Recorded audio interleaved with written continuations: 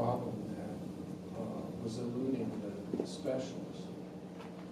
So, and actually, apropos of your comment, there's a new RPE FOA, and it's the first time I've been able to respond, because all the other RPE FOAs have been on various topics that I'm not qualified to respond to. This one is an open one. And so, on the 27th of February, we had to put in a 4-page concept paper. And in that 4 pages, you got to hit certain points. And I worked with my people to refine that. And I thought I had a pretty good understanding of this really cool idea that we had.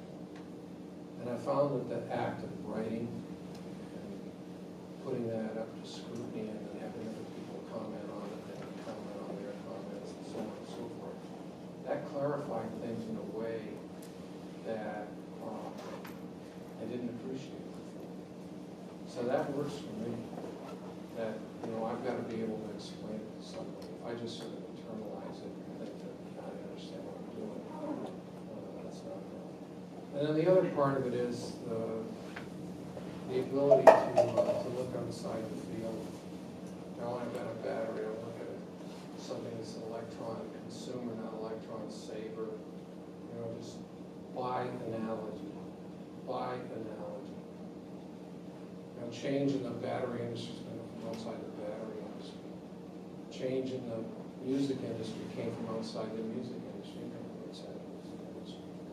Change in imaging, Kodak. Kodak was the giant.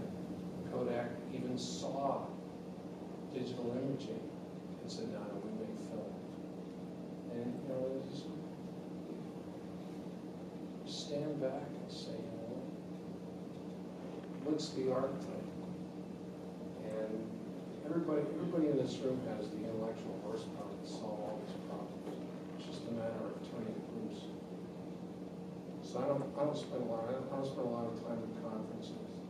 I don't spend a lot of time reading the literature. I'm just trying to get fresh ideas.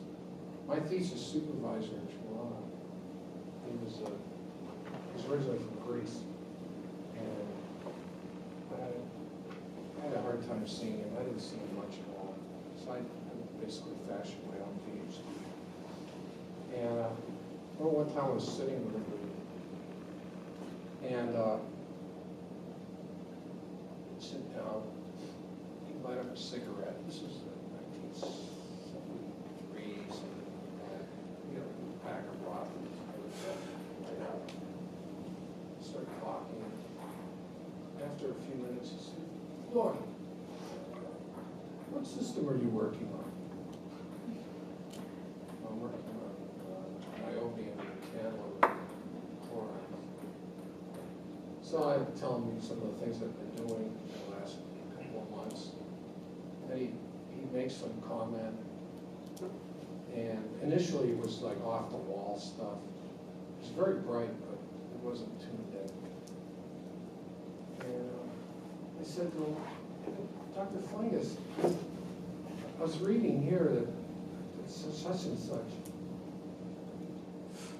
"Don, I don't read the literature. For one, I find it confusing. 2, it's full of lies."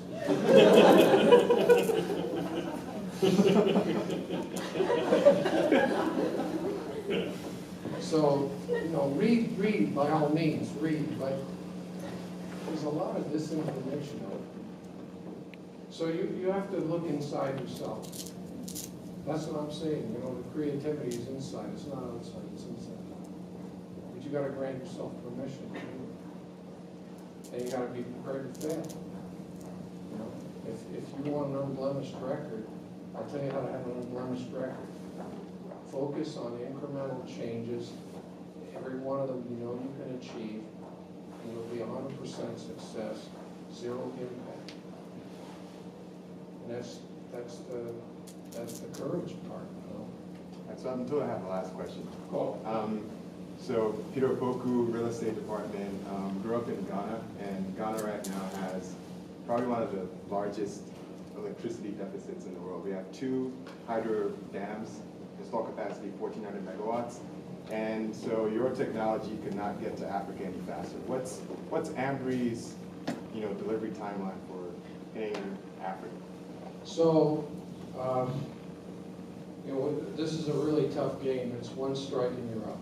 If we release a product that doesn't perform, the company will crash. So we're going to start with friends at Joint Base Cape Cod. There's also some deployment at Pearl Harbor, places like that where it's safe.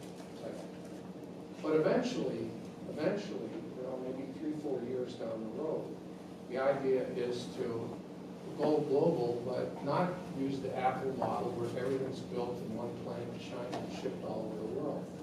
Batteries in the United States will be built by Americans using American resources. Batteries for Africa will be built by Africans using African. You see, I know. Yeah.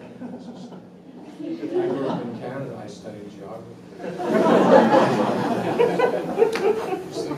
Yeah, in Ghana, no. So the model is to bring that apparatus that I showed you that's small enough to fit in this room here, and train local technicians, not a bunch of PhDs with white coats and so on, local technicians, and build the batteries here and go there. So I'm hoping, 5 years time, but it's got to be done right, because if we get there and these things fail,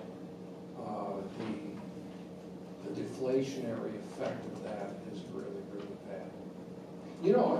If you want to read an interesting book, read the biography of Lyndon Johnson by Robert Carroll. Johnson started off, he was a school teacher at one time, and then he was a legislator from East Texas. And East Texas was one of the last places in the United States to be electrified. And people really were mistrustful of electrification because the early electrification efforts were bad. And a lot of people didn't want them. They didn't want these poles coming up with wires and so on and so forth. And, the whole electrification had to be done right, otherwise it would meet with resistance. People don't like change. They say they want change. They say, change anything you want, don't change anything. So anyway, I hope very, very soon we'll be here.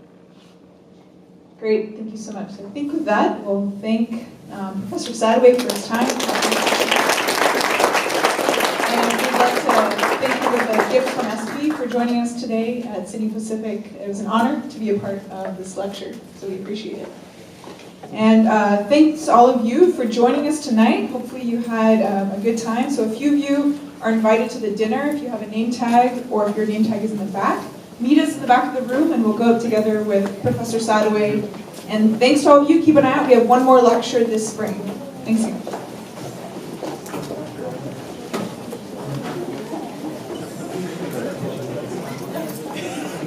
Yeah, but